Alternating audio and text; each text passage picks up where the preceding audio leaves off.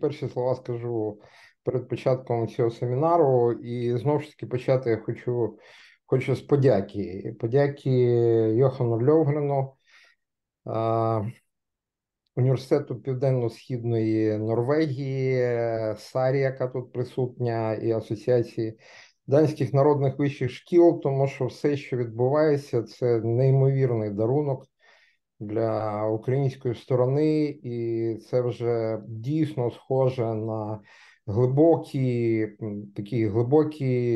занурення в тему народних вищих шкіл і взагалі всього цього руху. І це занадто цінно для нас. І більше того, це абсолютно волонтерські. Sound is uneven.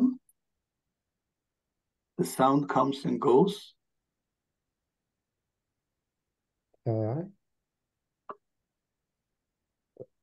That's okay. Окей. Можу продовжувати? Давай продовжуємо. Угу. Друзі, ще раз вдячний Сарі, вдячний Йохану, вдячний Бьорну за дозвіл працювати з цим фантастичним текстом і за його присутність тут. Знаю точно, що цих зустрічей нема в робочих планах наших колег з скандинавських країн, і дуже-дуже не впевнений, що їм доплачують за розвиток демократії в Україні. Тому тим більше дуже-дуже дякую за всі ці зусилля і дуже ціную все, що зараз робиться. Другий поспіль текст, який показує весь цей феномен народних вищих шкіл і всю культуру просвіти скандинавських країн з зовсім іншої точки зору. По результатах попереднього семінару я отримав листи, інформацію, що, дорогий Сергій, ти 5 років нам розповідав про народні вищі школи, але тільки тепер стало зрозуміло, про що вся ця історія. Тому це дійсно дуже важливо чути про Скандинавію від скандинавів. Тим більше, що чим далі ми йдемо, тим більше зустрічаємо надважливих речей, з якими українці не стикалися вже давно, або ніколи не стикалися. Шановний Бjørn Хансен, на жаль, ми особисто не знайомі, я маю надію, що поки не знайомі, і обов'язково познайомимось. Я в захваті від статті, і я навіть не знаю, від чого я більше в захваті, від цієї статті чи від вашої компанії Deltager Denmark. Я був у вас на сайті, подивився цю фантастичну історію, і друзі українці, дуже рекомендую знайти цю компанію принаймні в інтернеті і подивитись, який огромезна кількість форм, які данці використовують для розвитку не тільки власних організацій і власного суспільства. І дуже зацікавлений в перекладі ваших книг, Бьорн, на українську мову, бо знов-таки бачу, наскільки важливі ці теми для українського суспільства. І тим більше в контексті війни. Дорогі українці, я за традицією хочу звернути на декілька речей, які з моєї точки зору являються дуже важливими для розуміння взагалі скандинавського світу, скандинавської моделі і неформальної освіти дорослих. Перше, можна сказати, що вперше ми стикаємось офіційно з авторським текстом і автором, в якому зустрічається такий термін, як спільне благо.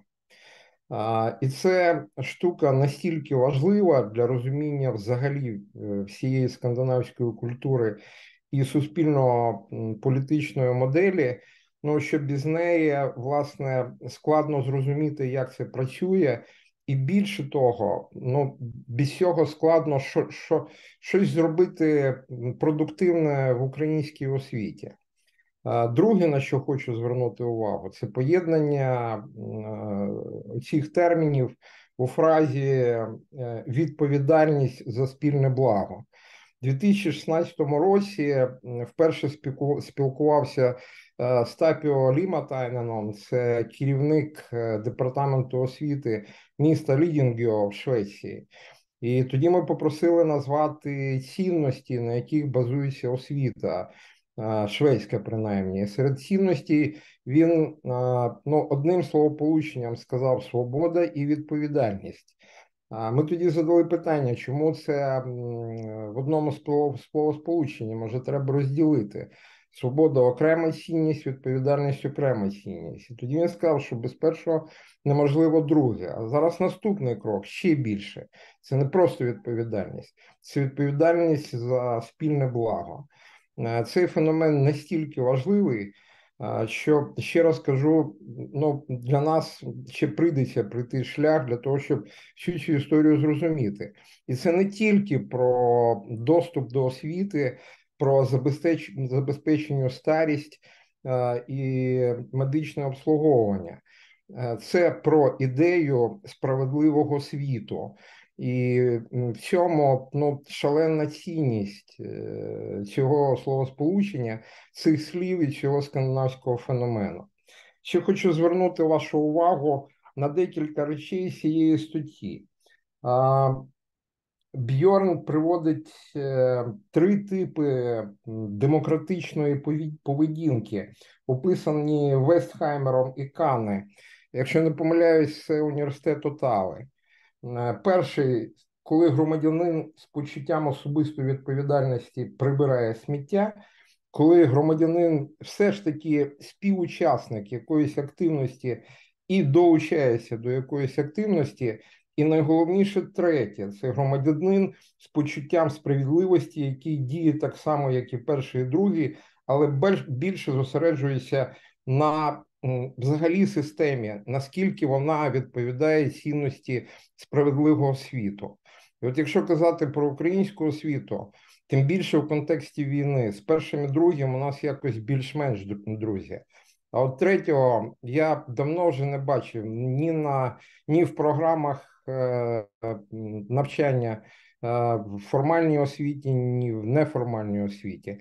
І якщо Бьорн це описує як проблему відкату в демократії, то для нас це рубіж, який ще прийдеться досягати, бо без цього нічого не буде. Ми дійсно маємо багато волонтерів, ми дійсно маємо багато волонтерського руху. Але якщо український громадянин не замислиться про те, що таке справедлива Україна в справедливому світі, то навряд чи нам вдасться щось змінити суттєво в системі освіти і в нашій державі.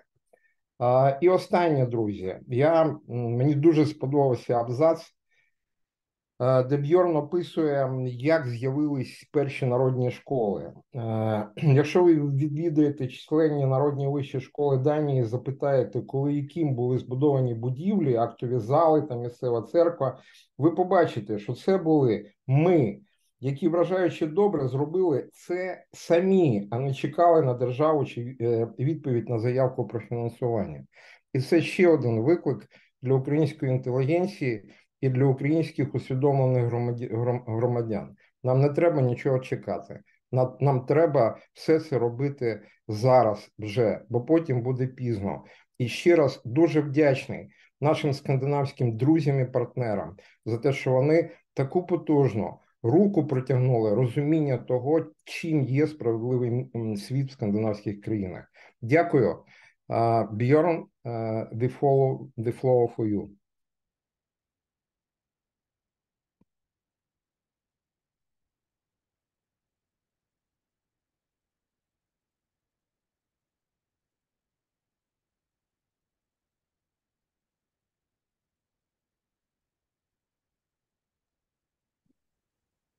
Thank you. I'm ready. Can you hear me now?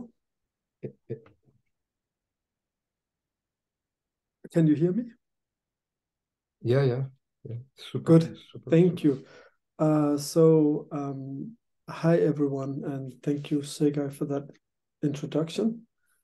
I will try to speak so slow, so Alexandra and you all can follow along. I'm very honored to speak with you today. I don't know a lot about Ukraine. I follow your struggle. I don't claim to know what you're going through, but I try to understand, and I want you to know that I am not only respectful, but also in solidarity with you. But what I have know something about is how to work with active citizenship and adult education, and working with it, especially in a Danish context, but also to some extent a global context. So just a few words about who I am. I have worked in a folk high school for some years, working with young adults to create active citizenship. Before that, I spent many years being an activist and a leader in civil society myself. And then I have worked with social movements, trade unions, and many other things. So that is just a bit of my background for what I'm talking about today. So if we switch to the next slide. I've just trying to say a little bit about the Danish history, and I don't believe that any country is ideal or that we can copy each other, but I do believe that we have much to learn from each other, despite the differences. So I think one of the we have many challenges in Denmark, but some of the things that work well is that we have a strong trust between citizens, and also between citizens and the state. And that is because citizens hold each other and the state accountable. So if politicians do something wrong, be it on a very local level or on a national level, they are held accountable, which is very important. We have a strong welfare state.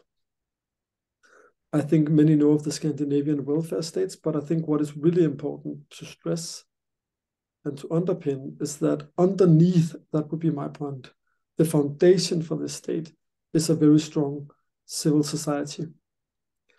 And one of the main historic reasons for why this model, I think, is working, although it's not perfect, is the beginning of the folk high school movements, where 150 or maybe even more years ago, no, less actually, there was created schools for so-called ordinary people, the peasants, and later on the workers, to meet and to study the history and to talk together. It was not the formal system, it was voluntary. It was about creating new values together, discovering what it means to be Danish, and reinventing the future together. And this created the foundation for this strong trust that we have. So I think that a foundation for the welfare state is to have a people that feels like they're united and also trust each other and take responsibility together and are ready to demand from the politicians. And the folk high schools is very important in that creation. So to move a little bit further down the line of saying, how can we work with this kind of citizenship? What does this active citizenship consist in? I think this is what Sergey said in the introduction, that maybe we can say there are three kinds of active citizenship. Of course, one way is just to vote, but that is surely not enough to have a strong society. I would say that there are three ways of acting as a citizen. Some would say that we have to choose. I would say that we have to have all three. And like Sergey said, the third one is the one that we're often missing, if I understood the translation correctly. So the one is the personal citizenship. And an example is, I can give a meal to a homeless citizen. Or if we talk about climate, maybe I can drive less in my car, use less water. In participatory citizenship, that is the second one, maybe I will join some kind of voluntary federation. That could be a soup kitchen. I help providing food for the homeless. So these two are very important. But the third one is what we could call a justice-oriented citizenship. So this is where I ask, why are there even homeless people? Why is there poverty or climate? Why is there climate change? What is the big political solutions to this? And where I ask of the people in power that they change it. Or maybe I run for office or support someone that does that. So it's not either or. I think it's both and I think a major task is to work on all threes, a bit like a stool. What do you call this? Like a chair with 3 legs. If you're missing one, it will fall.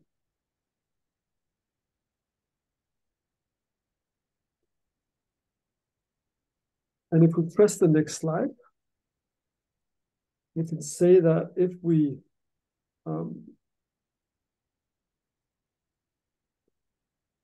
put those together, we can say that we have a transformative citizenship. So this is about, I think you can press again, this is about how we cultivate the, I think we're moving a bit ahead. Can we go to slide number 4? Sorry. I think we should go. Okay, that's because I think this looks right. I think it's because you had maybe some introductory slides, so the numbers don't add up. But I think this looks right. This is about the transformative citizenship. This is about cultivating the will and the ability, not just to be part of society, which is really important, but to transform and to improve the society. So next slide, I think that would be 8. Yeah, I want to talk about 3 challenges, hopes, and some ideas for the task of the educator. And I hope this is where it gets a little bit more concrete. I know that the time is not so much, but I will try to talk a little bit about what, again, I see as the challenge, but also some ways of how we can work with this.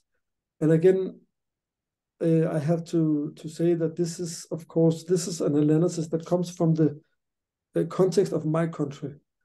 Maybe it will be, I hope some of it will be relevant to you, maybe not all, but I hope you take it from it what you can use.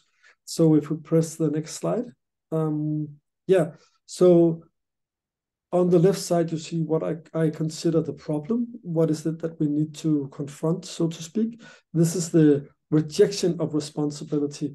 This is maybe the youth or the adult that says, you know, these problems, it can be climate change, it can be corruption, it can be, you know, many things. They're too big for me, or I don't see myself as part of the solution. I can't see where I fit in. And what we aim for, what we want to go to is on the right side. If we click, this is what we, and I think the translation is a bit hard, but we call it the call. Also, the one's own purpose. It is this feeling of having a need to act. I think maybe it's why you're on this call. It's why I started becoming engaged, becoming an activist, becoming a leader, because I wanted to change things. So creating this call, I think this is really, really, really important. Oftentimes, educators say that what we need to do is give people more knowledge. You know, if they read more books, if they know more things about society, then they will want to participate.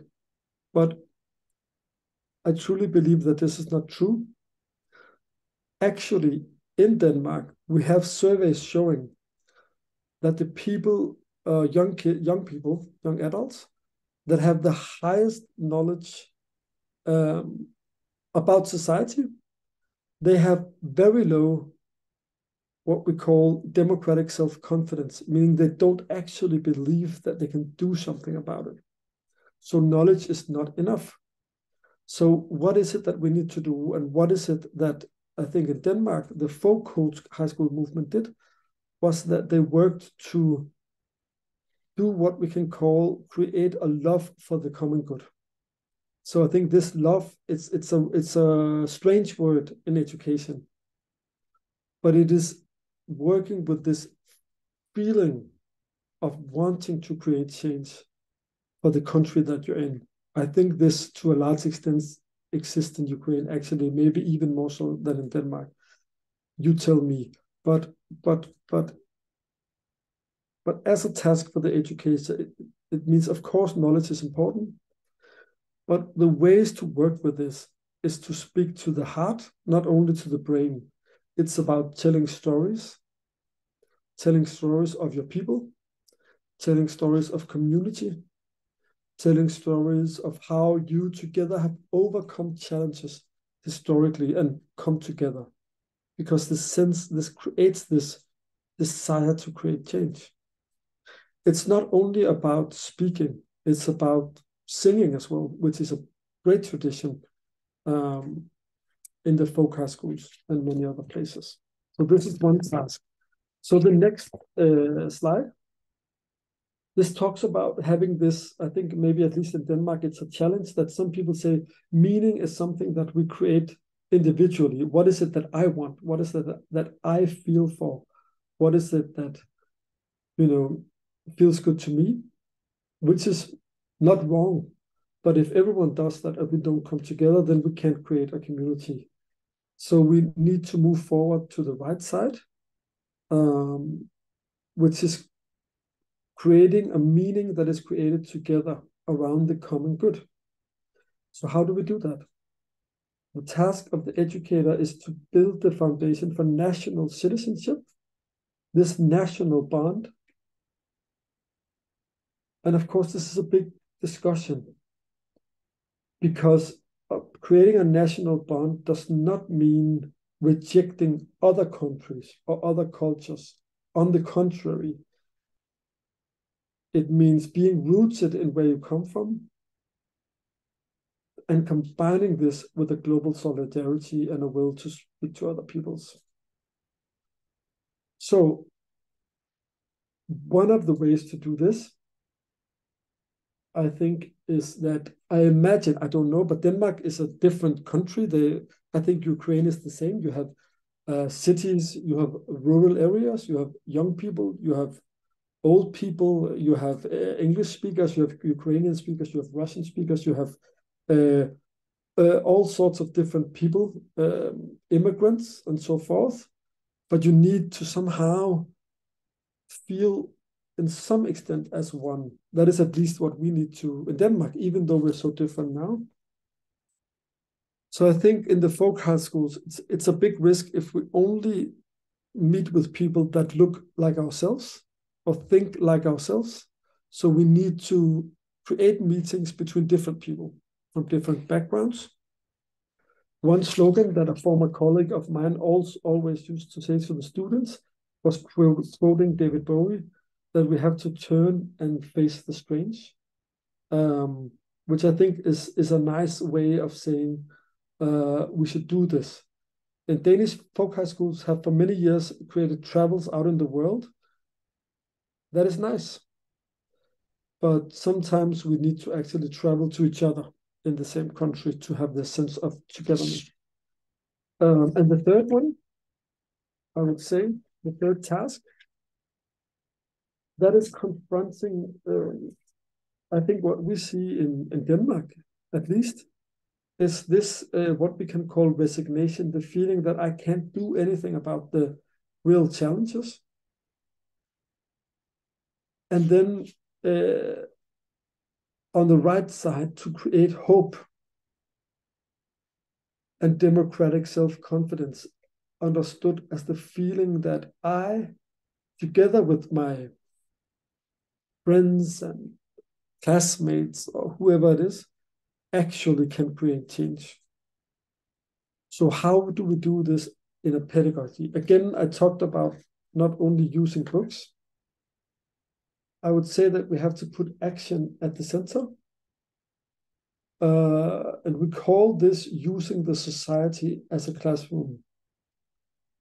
So this is kind of, how can you say this? Breaking down the walls of the classroom.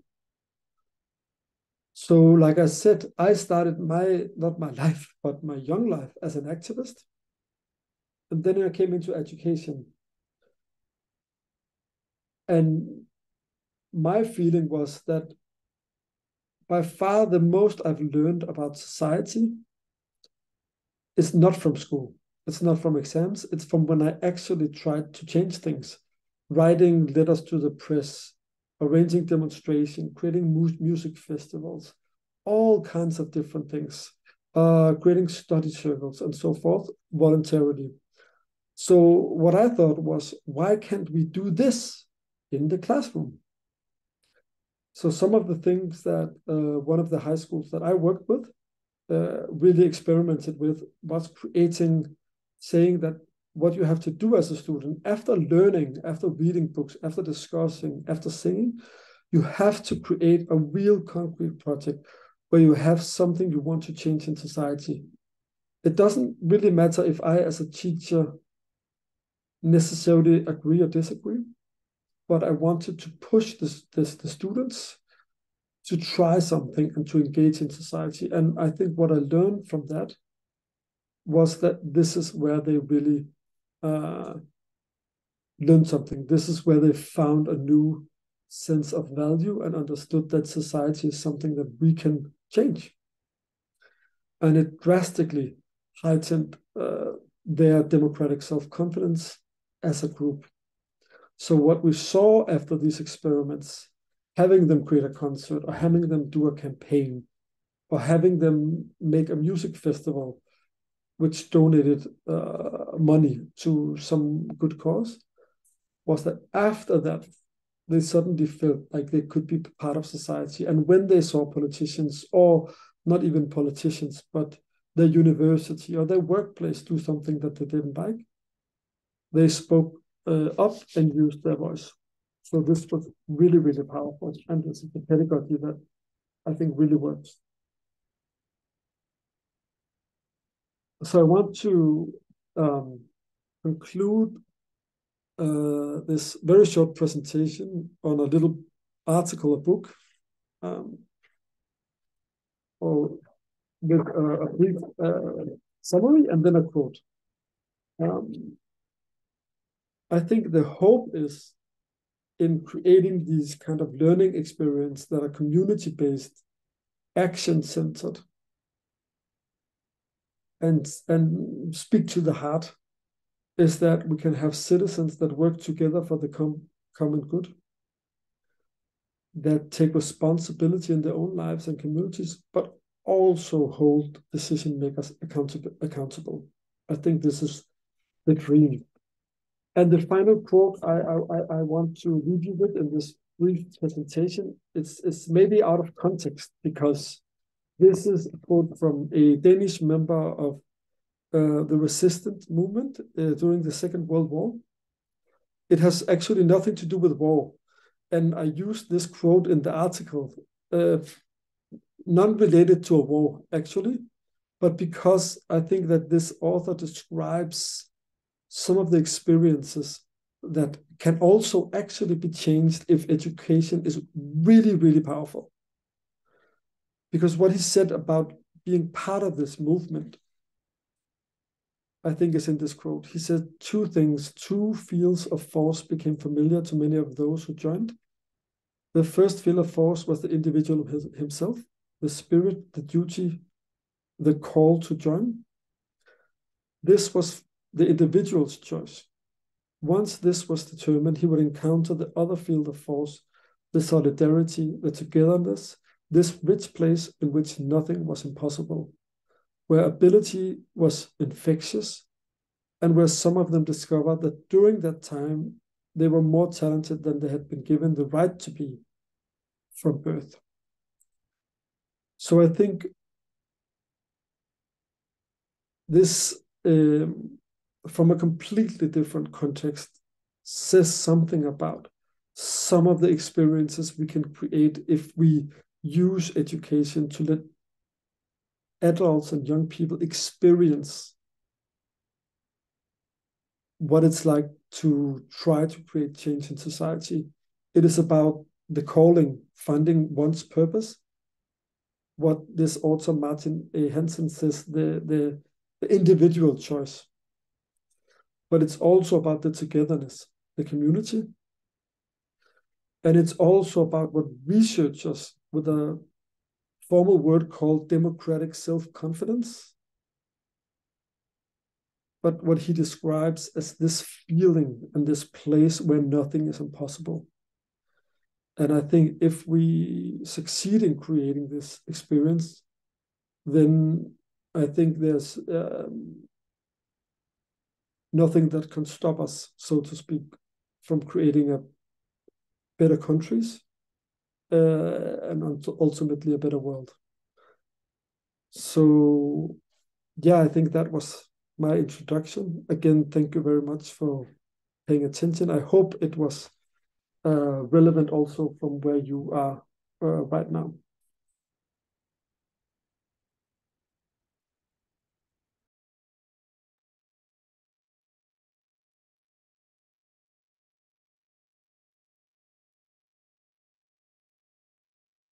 Дякую, Бьорн. Мене чутно? Чути мене, да, друзі, українці?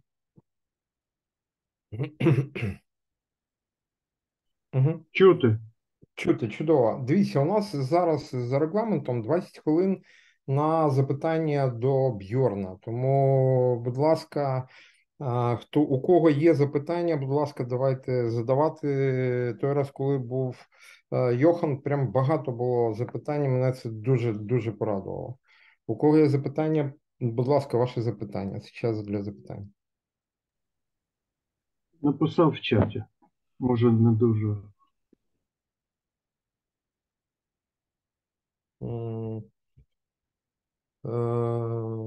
Умовно вважаємо, що демократичні сили та...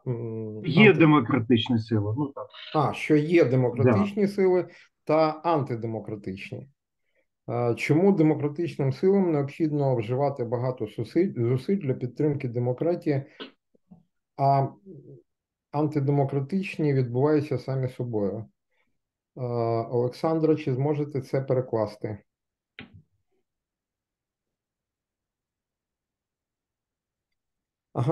Умовно вважаємо, що в якійсь державі є демократичні сили та антидемократичні.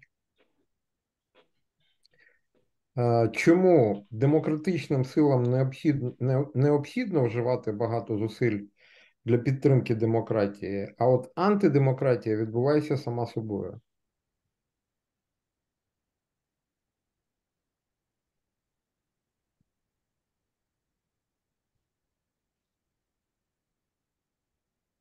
Сергій, можна коротенько щодо регламенту? So I will try to respond, but I think it's also a question I think we can all answer. It's not that I'm the expert on this, but I think that it's a really good question. I think for us that believe in democracy, we have this challenge. I think a democracy cannot work without a people that is ready to engage, that has this sense of citizenship, that wants to participate, that shows up to vote, but not enough, that actually participate, that speaks of society. This is our task. So if you don't believe in democracy, then you're very lucky. because then you can be very lazy, because you can just give the power to some strong man or woman, and they can govern. But of course, we know that this will never create a good society. So somehow, the model that we believe in, it creates the necessity to create the foundation for democracy. So I think even in Denmark, if we fail to do this, if we fail to invest in both the formal education, but also the folk high schools, the civil society, all the different federations and active citizenship, if we fail to invest in that and neglect it, then I think our democracy will be threatened as well. So it's not something that you do for 20 years and then you're finished. You have to keep doing it. And it's really hard work. And if you don't believe in democracy, then it's easier, but it's also much worse. I don't know if that's part of the answer.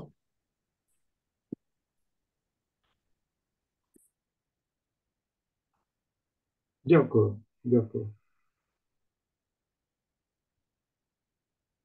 Друзі, у нас є прохання від перекладача зробити перерву на 20 хвилин. Юра, тоді розкажи, як ми діємо, бо я так розумію, що нам просто треба її зробити. Так, я що пропоную? Ми зараз можемо розпочати сесію роботи в групах, так?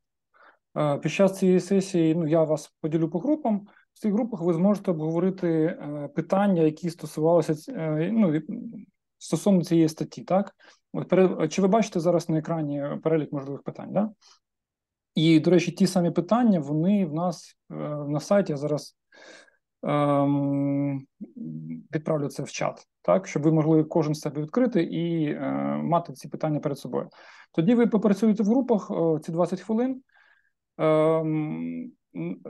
На цій сторінці якраз описано там етапи, да? Тобто познайомитись, вибрати модератора, того, хто буде робити нотатки, і потім ви обговорите питання і робите нотатки для того, щоб потім, після виходу з груп, через 20 хвилин, щоб ви могли представити якісь підсумки роботи в групі. От, я думаю, що це гарний варіант. Так? Він дійсно гарний, тому що нам треба це зробити.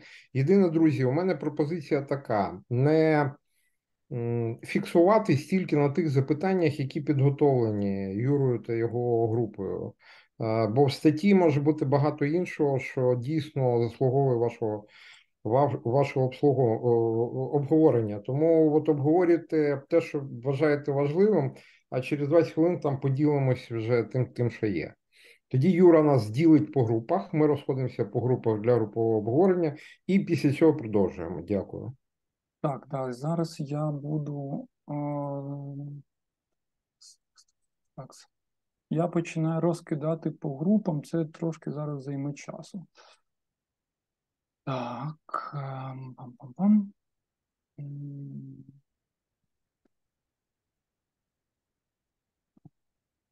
Друга група.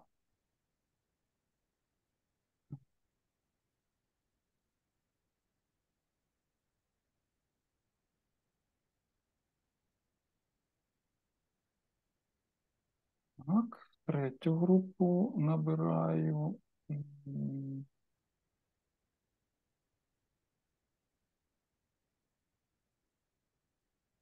Так, третю групу набираю четверту.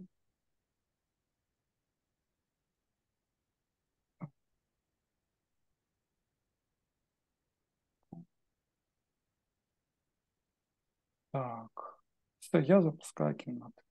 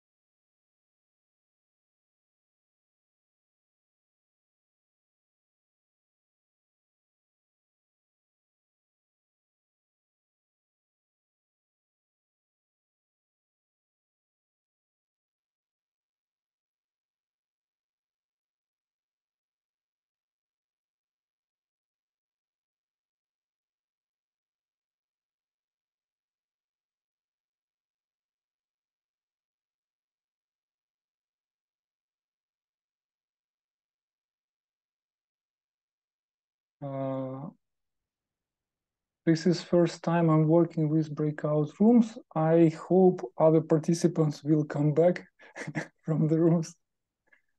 If they don't press the key, they will be here in a minute. So when I click close rooms, they will. There's 1 minute. Yeah. I see. Okay.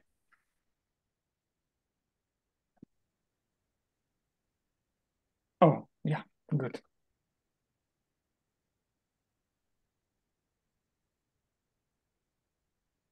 Привіт, Юра. Hi. Привіт. Привіт. Sorry, I don't understand why Irina Shurkina was in another group, Yura. You did a big mistake. Irina, as translator of this article, Ira is my teacher of English, especially. And I'm very often say that you must, she said, stop, use this word. You have. Yeah. Irina had been in our group, Yura. I think that is Ірина Бистрицька. Ірина, ви чуєте нас? Я чую вас. Но я Ірина Чуркіна. Так, я вас чую. Добрий вечір. В нас дві Ірини. Вибачте, я... Okay, so we can continue with questions and answers. Ми можемо продовжувати з питаннями і відповідями. Так, Олександр, ви зможете перекладати зараз, так? Окей, тоді, друзі, давайте зараз повернемося в режим перекладання. Тобто, будь ласка, виберіть interpretation і французьку мову, і тоді ми зможемо продовжити. Ви зможете задавати питання, і Бьорн зможе відповідати.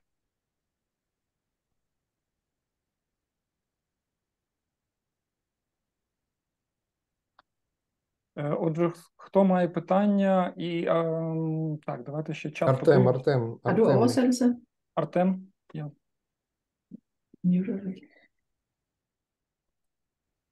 Yes, I have a question, but my first question, if I can speak in this group using English, or I need to switch on something? It's perfect. Okay. So, I think the highest priority for me now is answer the question of my group.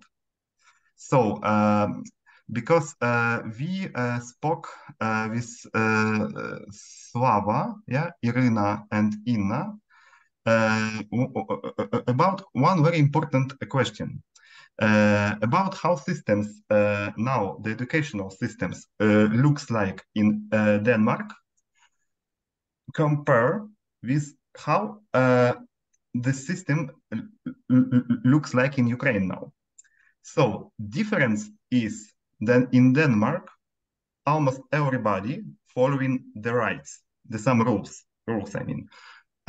In Ukraine, people cannot follow the rules so much, but the differences is that Ukrainian teacher, when come to Denmark, Ukrainian teacher give all his own heart for the kids, work with children, and can spend almost all also free time with kids. And like a result of our discussion, we understood that probably for the Ukrainians, the educational system in Denmark cannot be so much suitable because we are more southern people than northern, if we're talking about Europeans. We are more individuals, but we like our individuality, and our individuality is also part of our history. It's very important about our identity.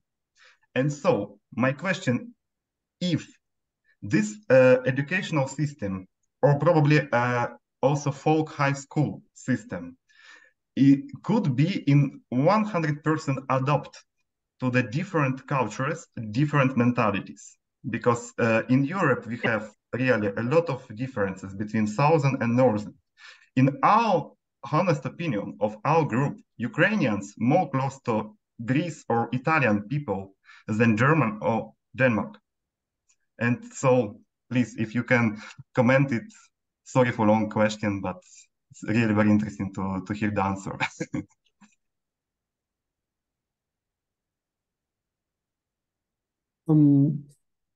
So I think with as with many of the questions, I think maybe it's something we can discuss together.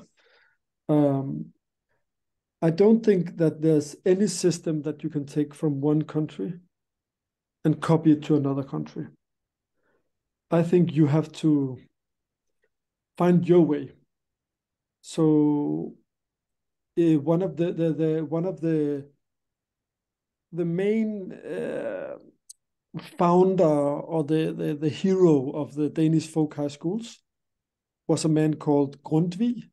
He was a priest from 150 maybe years ago. He combined, actually, he traveled in England and he learned a lot about English liberalism and the mindset of freedom on the one hand. And on the other hand, he studied the Danish traditions, the Nordic tales, the history, even before Christianity. And he actually took both of these and created something new that was Danish or Nordic. I think this is just an example of saying that what we have is inspired by so many places and our own history. And I think you should create your own path with what works. And I think individuality is not bad.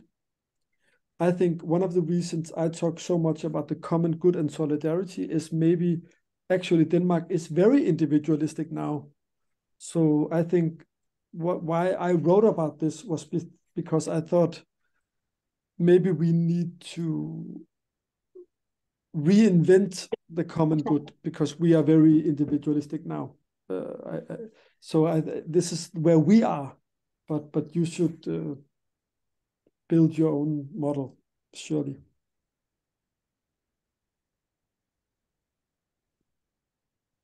We have another person with question. I cannot understand your name, but you're welcome to ask a question.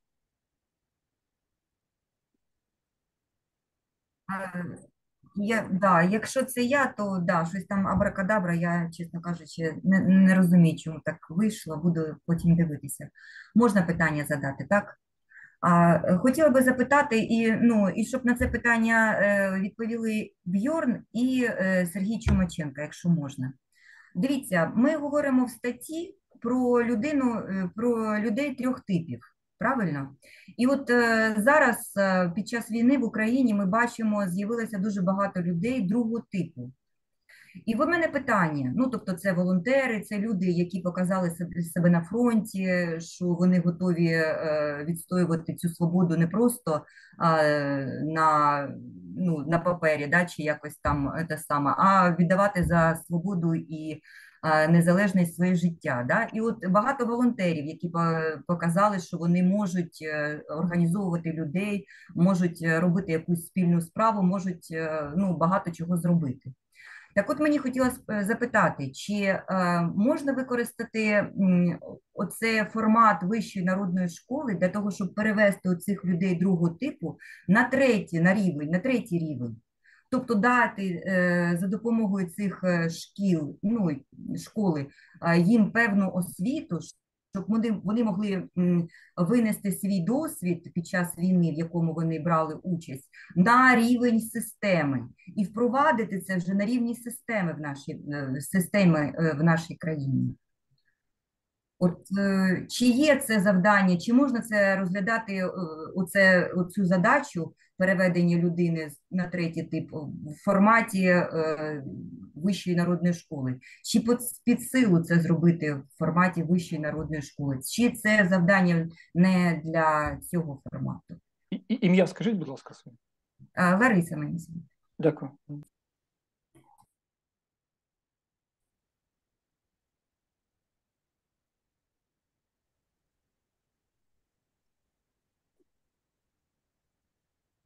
Thank you, Larissa. I think this is a very good question, and I think that Oh, now I can hear the translation.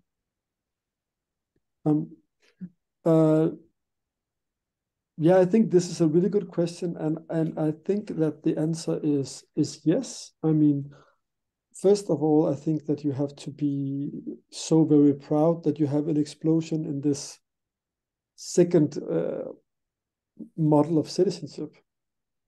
And I think that having experienced this will create a foundation for going further.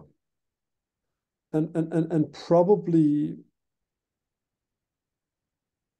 you will know more than me, but I think the arenas or the possibilities of working with this justice-oriented citizenship, the third level, will be better after the war, because then you can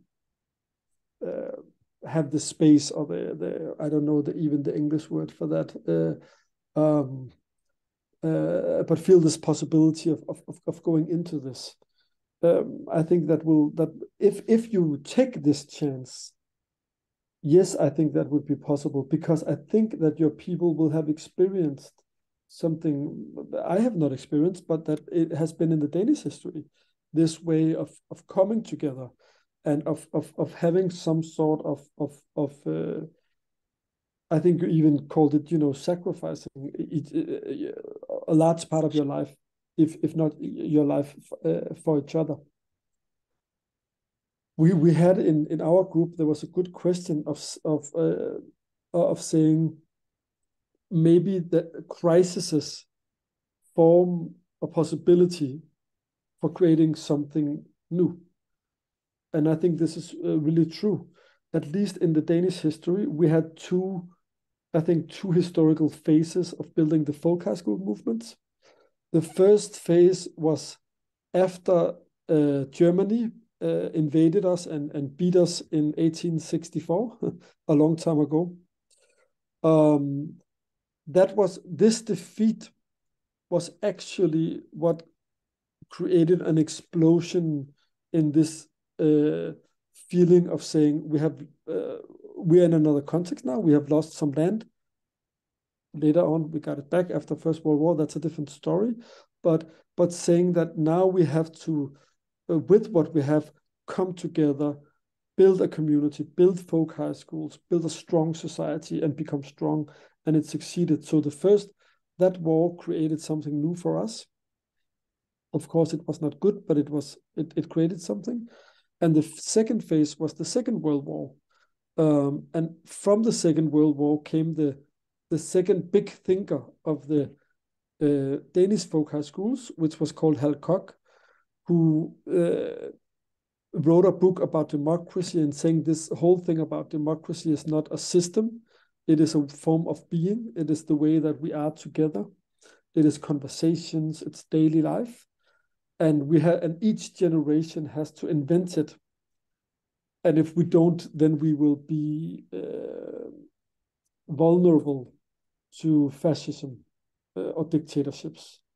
So these two crises created an explosion in this level 2 citizenship. And after the wars, there came, so to speak, a level 3 citizenship. So yes, maybe that will.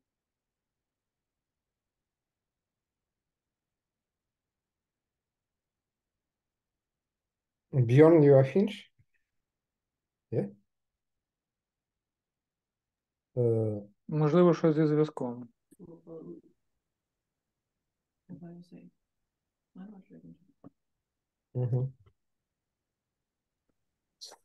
Sarah, I can see you. There's no problem. Oh, yeah, good. Bjørn, you are finished? Yeah? You answer? Yeah? Okay. Друзі, перше, я хочу сказати дві непопулярні речі. Вони дуже популярні в нашому просторі інформаційному. Перше, якщо ми подивимося історію визвольного руху українського, то десь років за 150 ми побачимо таке коло, по якому ходили ці визвольні змагання. Спочатку активізація, створення таких проактивних груп, які брали на себе відповідальність за захист, за спротив, за активні дії, вони ризикували своїм життям, платили своїм життям за ці ідеї, і потім все це закінчувалось не дуже добре для України, тому що або закінчувався мобілізаційний ресурс, люди не йшли в армію, це не тому, що їх не було, а тому, що вони туди не йшли. Або це розпорошувалось по якихось таких локальних подіях, наприклад, як Холодноярська республіка, і люди готові були захищати свій край, але не готові були кудись йти в інше місце для захисту ідеї Соборної України. І зараз, після цієї статті Бьорна, можна сказати, я можу подивитись на це з цієї перспективи, що відсутність у цього третьої моделі демократичної поведінки, так її назвемо, і є причиною тому, що все це закінчувалось погано для нас. І у нас немає іншого вибору. Тобто, якщо у нас не з'явиться цей рівень усвідомлення загального, навіть не блага, навіть не добробуту, а співіснування, то, на жаль, у нас будуть великі проблеми. Це перше. Друге, навіть той рівень пасіонарності, який ми зараз маємо в Україні, він за статистичними даними, якщо порівнювати, наприклад, з кількістю громадянських об'єднань в сусідній Польщі, дуже сильно поступається. Тобто, якщо взяти статистику, в Польщі в 150 разів більше громадських організацій і об'єднань, ніж в Україні.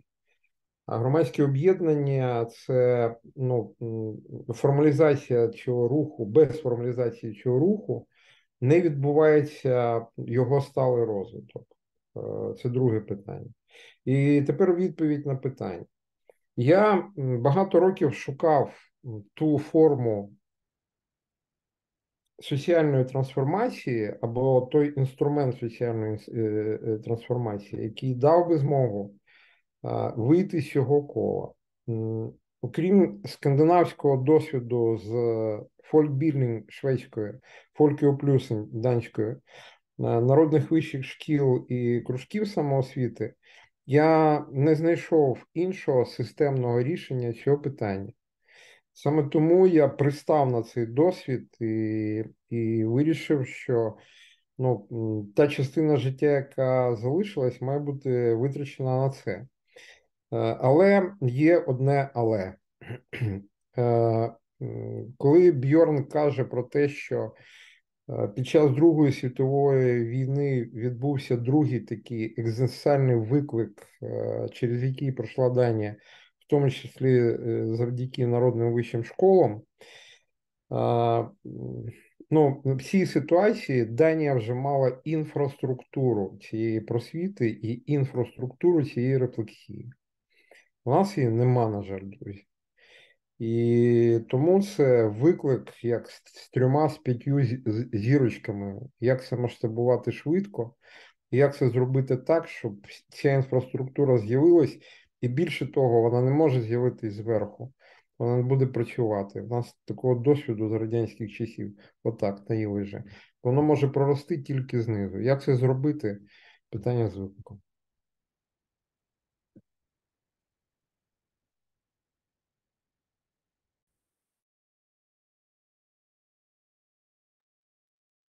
Друзі, чи є ще в когось питання?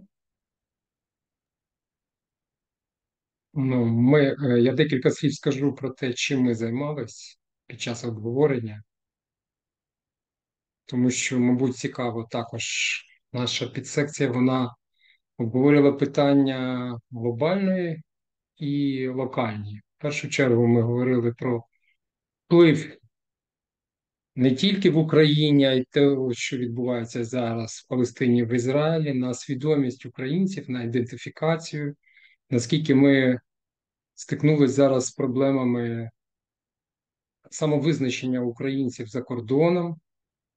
І от навколо цих проблем йшла дискусія про молодь, про її роль, про її оціночні судження, про перспективи, про її погляд на минуле, на історичне минуле, на радянське минуле.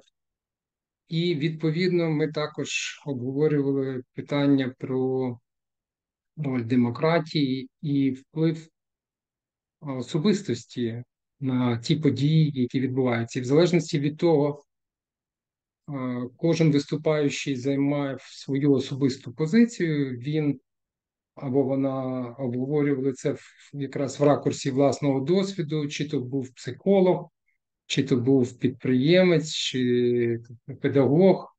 Ми всі об'єднані однією ідеєю допомогти нашому суспільству і нашим людям сприймати життя не тільки в песимістичному плані, а й знайти ці важелі, ці механізми, які б допомогли нам повірити в щось краще, як сказав Сергій, присвятити частину свого життя майбутньому, але бачачи реальні шляхи реалізації цієї мети.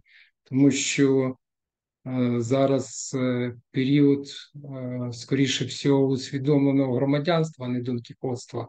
Тому моделей дійсно в світі дуже мало, коли ініціативи починаються знизу. І скандинавський досвід, він якраз перевірений практикою, він якраз реалізувався. І навіть Польща, та яка, як було зазначено, має в 150 разів більше громадських організацій, ніж в Україні, вона якраз є прикладом. І не тільки Польща, не тільки скандинавські країни, багато інших досвідів. І от ці люди, які перебувають за кордоном з різних причин і з різних мотивів, вони або, ми також про це говорили, вони або адаптуються в інше суспільство і намагаються знайти нові цінності, або тут якраз була дискусія з приводу ідентифікації, як зберегти національну ідею і при поверненні зробити щось гарне для країни. Тому дійсно модель у нас зараз, нашого суспільства, вона унікальна, оскільки нація народжується в таких муках, і загострення якраз всіх цих хвороб, і воно, можливо, приведе до чогось кращого. І ми, якщо будемо вірити в це, тоді ми можемо допомагати комусь.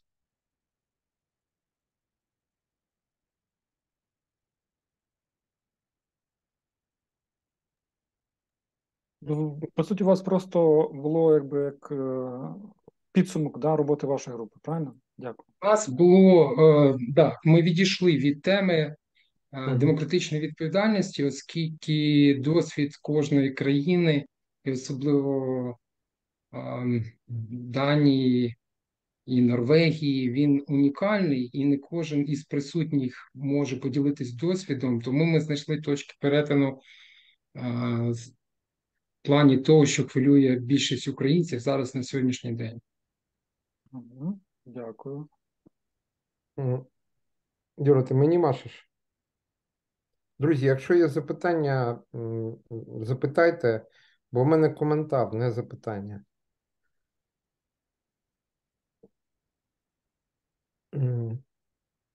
О, бачите, є запитання. Can I ask in English? Bjørn. Yeah? Can I ask? Do you hear me?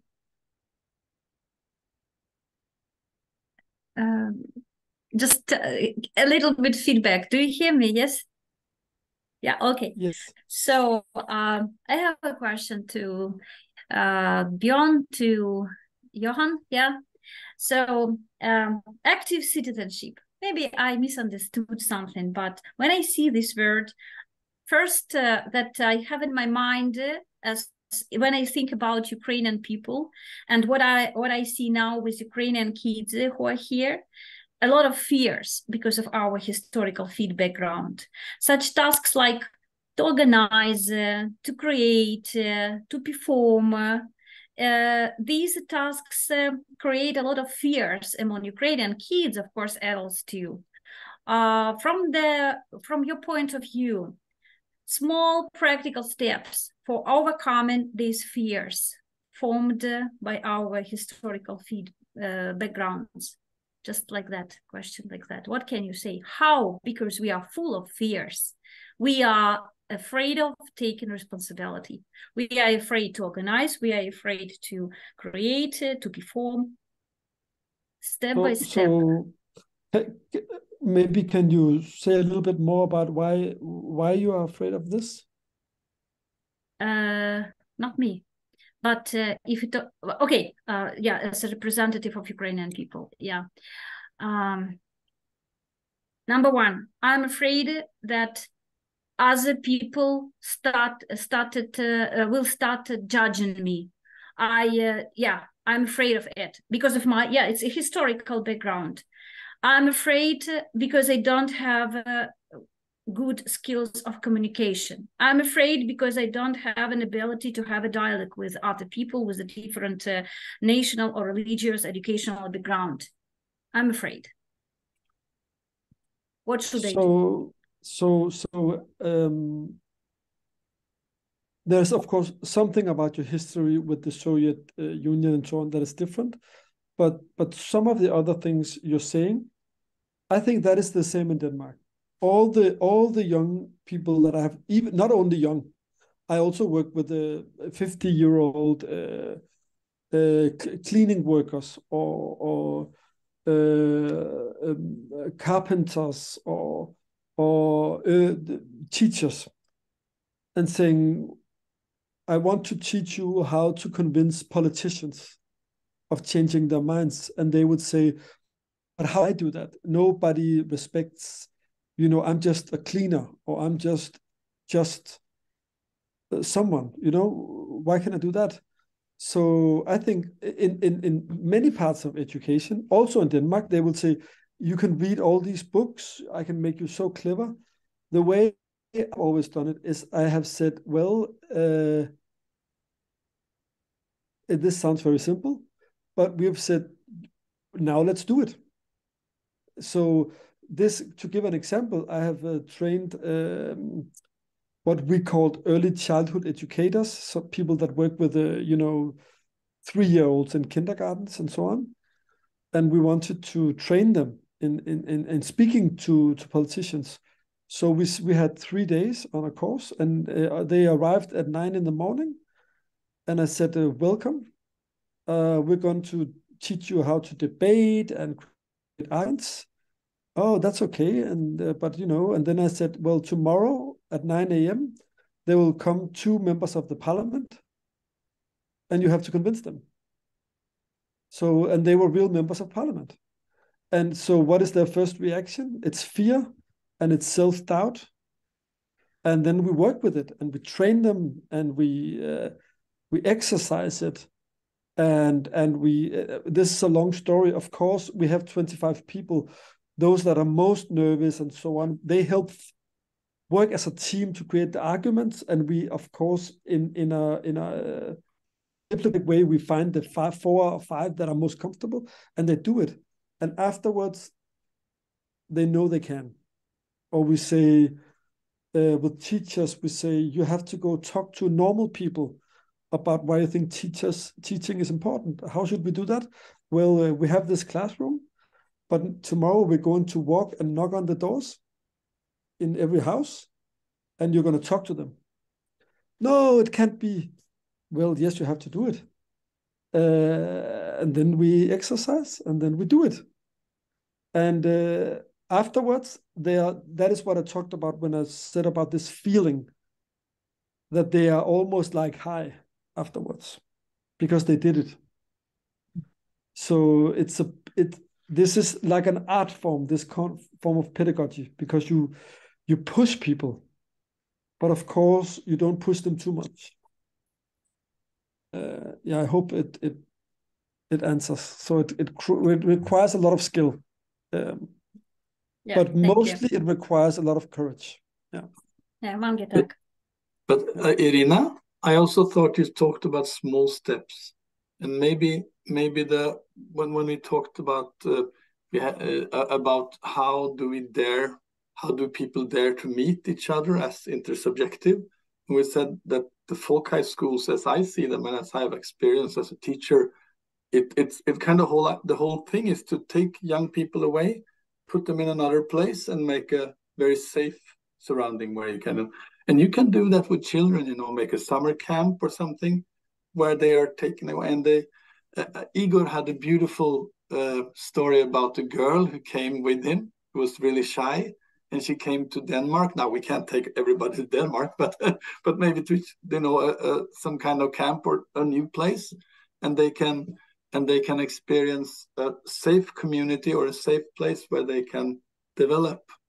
Because Igor, if you can tell the story yourself, but Okay, I can share this story together with you, and if I have 1-2 minutes, I'll do it. I might have 2 minutes. Українською давайте. Добре. Значить, мова йшла про дівчину, яка приїхала з України і, помінявши середовище в Данії, вона відчула впевненість, і вона відчула лідерські якості. Тобто відбулася трансформація свідомості своєрідна. І якщо ми говоримо про страхи, про які Ірина згадувала, зумовлені нашим минулим історичним, то мені здається, оцей досвід Данії, роботи з 3-річними дітьми, подолання страхів починається із формування впевненості. От якраз з цих маленьких речей ми можемо починати.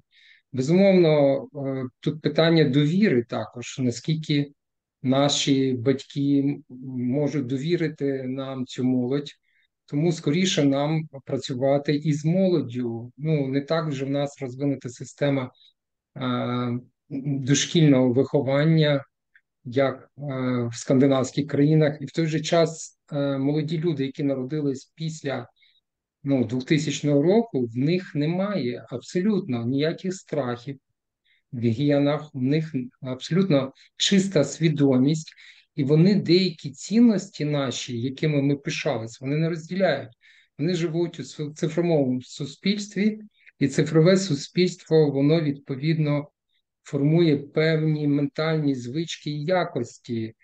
І те, що у нас називалось гуманізмом, лібералізмом, те, що ми вважали щирістю, підтримкою, для них це зовсім інше. Для них це своєрідна вигідна співпраця, це абсолютно інший баланс думок. І цінності зараз абсолютно інші. Тут питання, хто до кого повинен пристосовуватись. Чи ми до них, чи вони до нас. Чи нам треба, щоб ці 2 потяги зійшлись десь всередині, чи 2 пароплави і під однаковими прапорами пішли далі в свою подорож. Тут в цьому питання, на мій погляд. Маємо питання від Лариси. І там ще, а потім тоді Сергій після питань, так?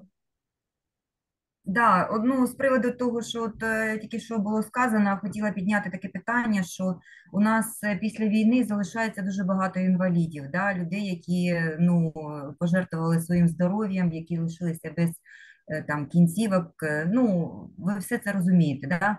І от просто хотілося б сказати про те, що ми не можемо залишити цих людей просто, в кращому випадку, що суспільство їм щось, запропонує якісь гроші для того, щоб вони могли жити далі, да? Тобто мені здається, що ми як суспільство повинні їм запропонувати надію на майбутнє. От я б дуже хотіла би почути, які є можливості запропонувати їм надію на майбутнє. тим людям, які постраждали в цій війні, захищаючи нам всім. І не є це питання, які нам вже зараз потрібно піднімати, і може саме в цій спільноті тих людей, які об'єднаються навколо наших захисників і наших героїв, це ж і батьки, і друзі, і таке інше. Може, ми з цього боку зможемо підняти активність нашого суспільства для того, щоб об'єднатися і зробити щось для спільного блага. От таке в мене думка така з'явилася. А може вам цікавий досвід після Другої світової, яка там мала Данія, наприклад, в цьому питанні, да? Чи...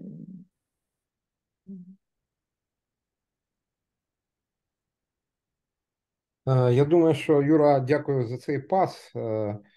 Взагалі-то дійсно нам би подивитись, як, наприклад, народні вищі школи діяли після Другої світової війни. По Фінляндії, я, до речі, там є історик народних вищих шкіл у Фінляндії. Я спитав, що школи робили під час війни. Так він сказав, що і під час громадянської війни, і під час Другої світової війни перші школи навчали перші домедичній допомозі, друге, як вижити в умовах дефіциту ресурсів, а третє, вони стали площадками для рефлексії. І в 18-му році вони стали площадками для рефлексії обох сторін, і білої, і червоної. От дуже цікаво, що відбувалось в данських школах і як це відбувалось. Але це, знаєте, це не стільки запитання на зараз, скільки я так закидаю на те, щоб там, якщо можна десь подивитись, то було б цікаво.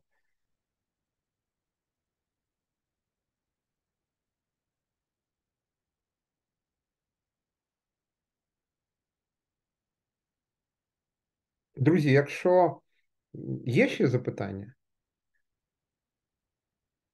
Нема.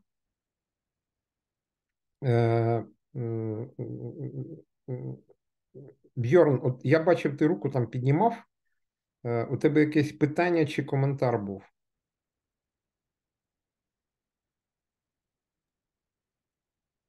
Yes. No, yeah, I think maybe a comment. Some of the questions are not necessarily for me to answer. I think it makes a lot of sense to look at the concrete tasks after the war. In Denmark, there was not a lot of disabled people after the war because our occupation was different. So the folk high schools were more about creating democracy and this sense of saying, you know, we can't leave it to the politicians or the power holders.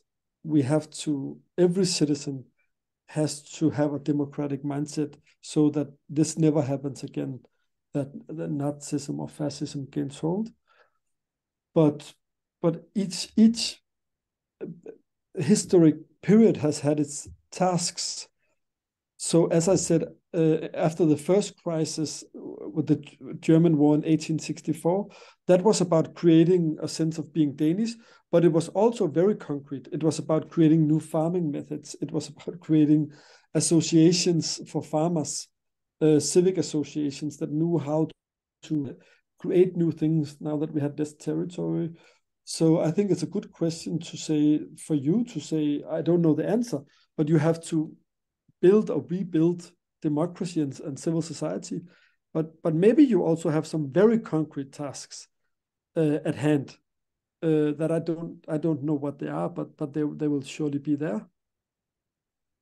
And then I also just wanted to comment, I think it was you, Sergey, as we're approaching the end, that says this movement cannot come from above.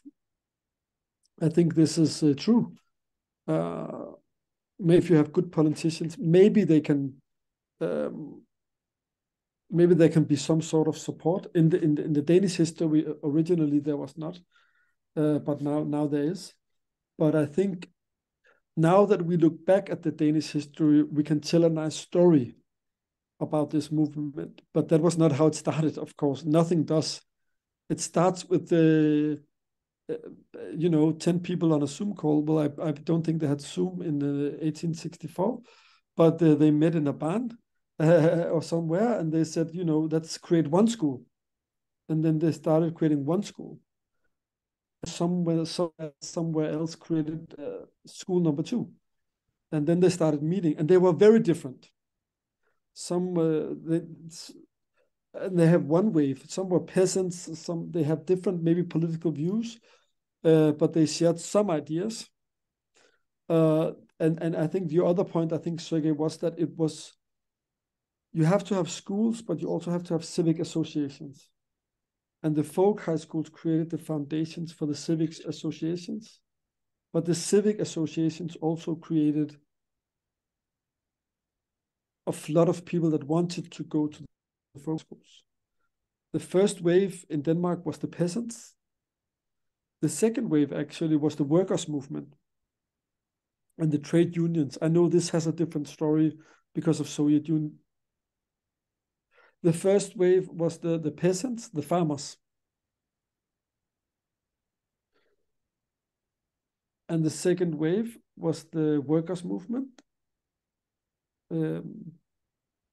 I think the trade unions, because of the Soviet Union, maybe have a different history in Ukraine. But in Denmark, it's also actually a civic association, and with lots of freedom and so on. They created workers' high schools. And the third wave was after the Second World War, with a lot of focus on youth and youth associations. Maybe in Denmark, we still need to figure out what is the fourth wave. And I think you need to figure out what is your wave. If it's the first or second, I don't know. But it will come from determined people, surely, from below. So I wish you all the best in that.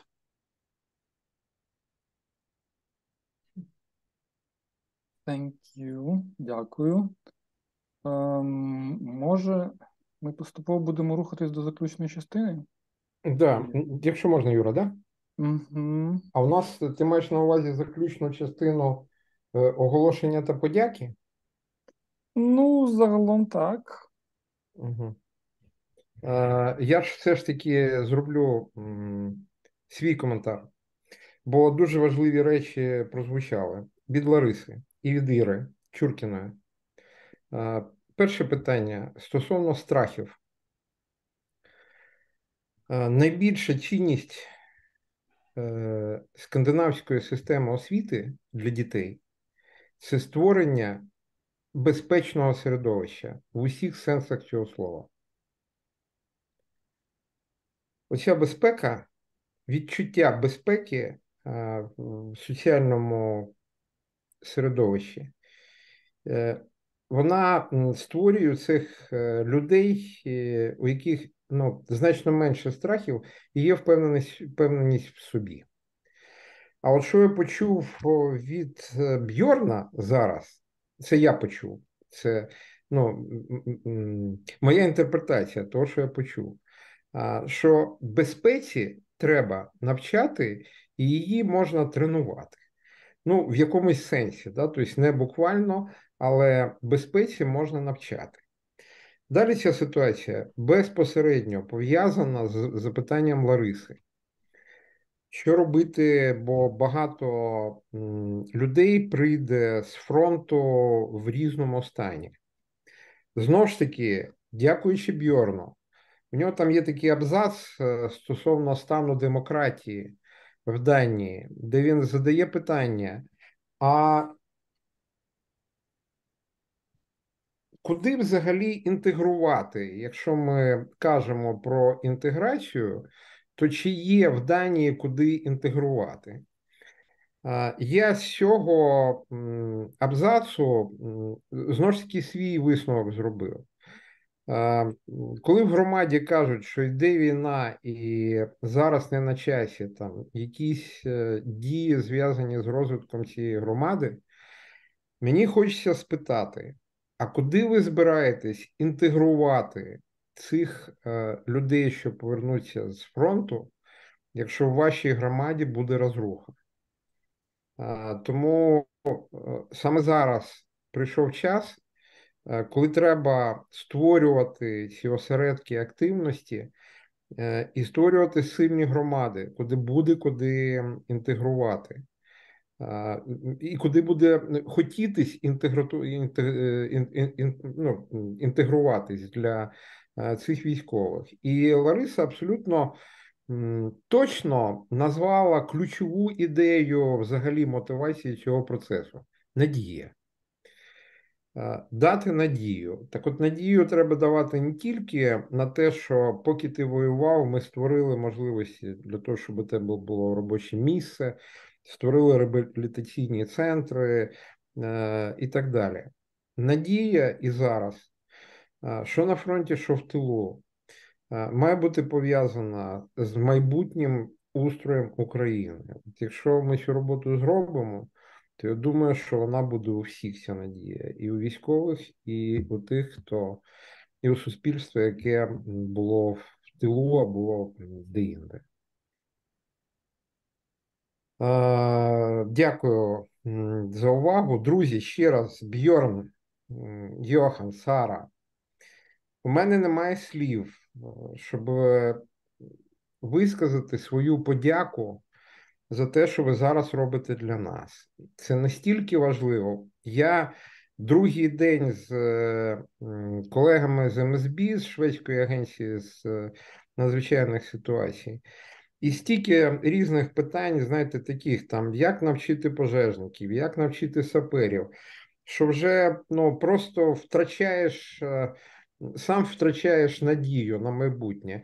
І вдруг ввечері приходиш, ваше товариство, читаєш цю статтю, спілкуєшся з вами і отримуєш цю надію вищого рівня. Отримуєш розуміння, що да, все ти робиш правильно і треба продовжувати це робити.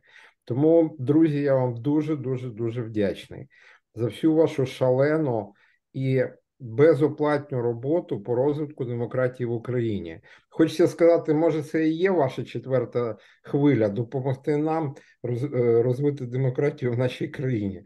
Але це наша справа.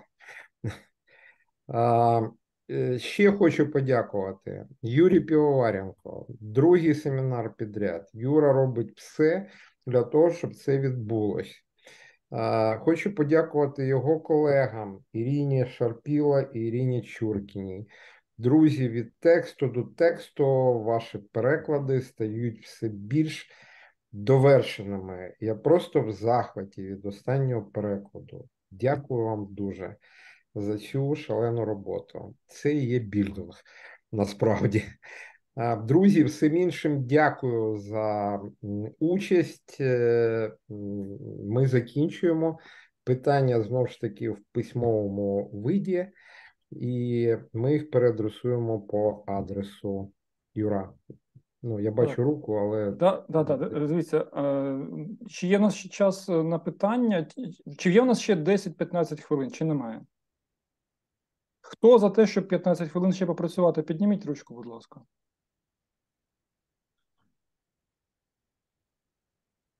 Можна, так? Да? Звідки ти бачиш, що можна? Мені так цікаво, як ти рахуєш. 1, 2, 3, 2. Не дуже, да? Хто підняв, тот остається. Тоді давайте так. Я тоді зроблю те, що нам стосується наших іноземних гостей, так? І хто захоче, той залишиться. Добре, давайте так. Тоді дивіться, слайди стосовно Йохана і міжнародних семінарів. Йохан, you are welcome.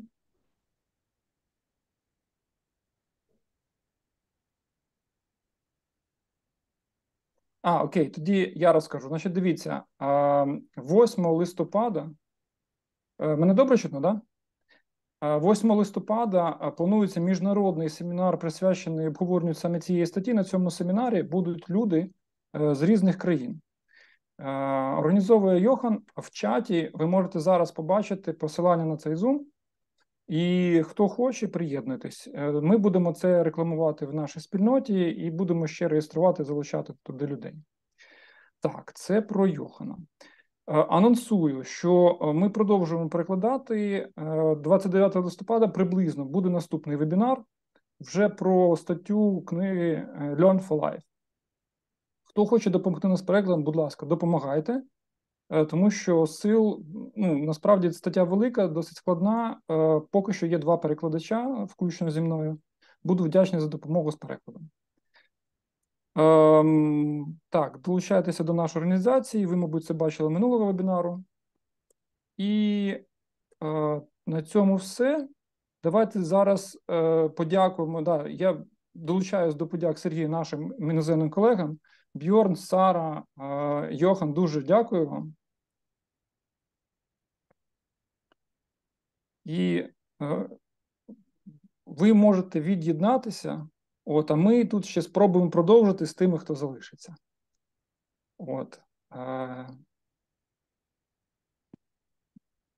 Дякую вам дуже.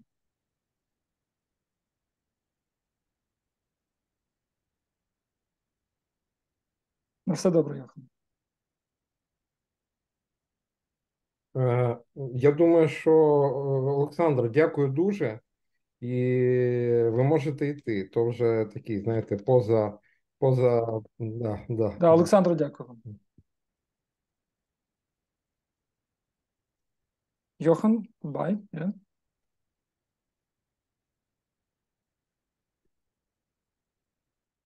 Так, ось. Юрій, вибачте, що ми просто по часу не влізли і якось хотілося вже... Нема питань. Можна, да, сказати? Так. Как бы так, по результатам того, що ми в групі говорили, Лариса озвучила частину, так? От. А ще була ідея, я хочу висказати, може вона має сенс якийсь. Значить,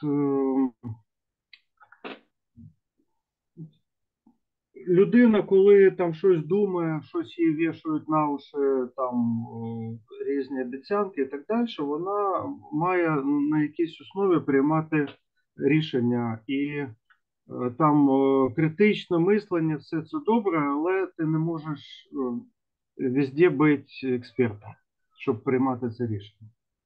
І така от в ході бесіди виникла ідея, що можливо формувати мережу довірених експертів і цю мережу формувати іменно в вищих народних школах. Тобто, які є люди, вони там варяться, вони спілкуються з людьми, і вища народна школа, без всякого документу, якось дає знати, що оця людина – це експерт в якійсь галузі, і спільнота йому довіряє. Так? Вот. І на відміну від депутатів і всяких, хто там десь зверху, це люди, які на постійному контакті і в тонусі. Якщо кудись не туди понесло чоловіка, то воно становиться відомо, що щось не туди. Так? Вот. То можливо от цю ідею якось закласти, і тоді люди, які, може, і не є членами цих народних шкіл, не приймають активної участі, але можуть через експертів долучатись до якоїсь перевіреної інформації. Бо зараз вже дуже важко це розрізняти. Така була ідея. Так? Якщо вона кудись приїде, то добре. Дякую. Да, в мене все, да. Дякую. Друзі, хто ще хотів висловити, задати питання? Або, не знаю, прямо зараз дати. Давайте я, мабуть, тоді... Ми можемо зараз вимкнути запис і більш так, може, якісь будуть. Да? Так, я зупиняю.